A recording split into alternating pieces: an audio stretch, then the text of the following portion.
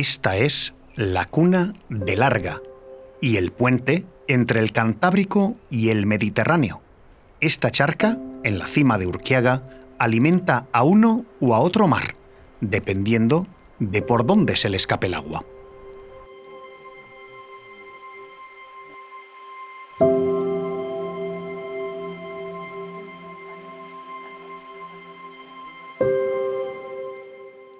El bosque de los Saldudes, Quintoa, teje con hayas, tejos, arces, bojes y acebo el nido del puente de Preseta.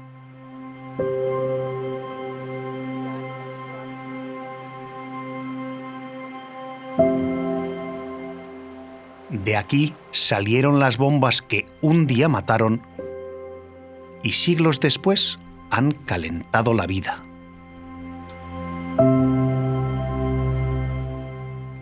El fondo del valle y sus puentes reposan en las profundidades de un icono azul.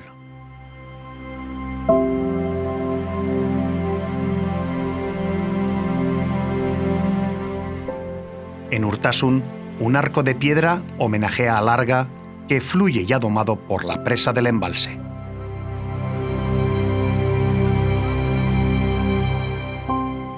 Saigoch despide al río con su puente de hierro, auténtica marca de la arquitectura industrial de su época. Puentes sanadores. Los animales que pasaban bajo este de Zubiri se curaban de la rabia.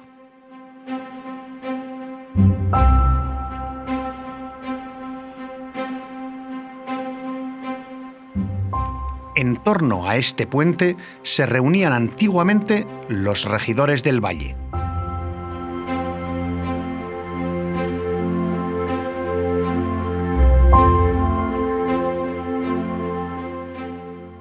Quienes se atrevían a pasar el ganado bajo el puente de Irotz, también llamado de Iturgaitz, el 17 de enero, protegían a los animales para todo el año.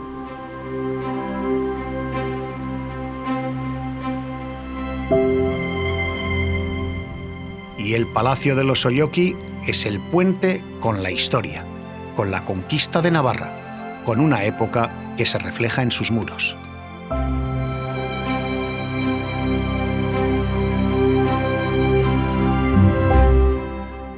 Son los puentes de Larga. Tócalos, siéntelos, navégalos.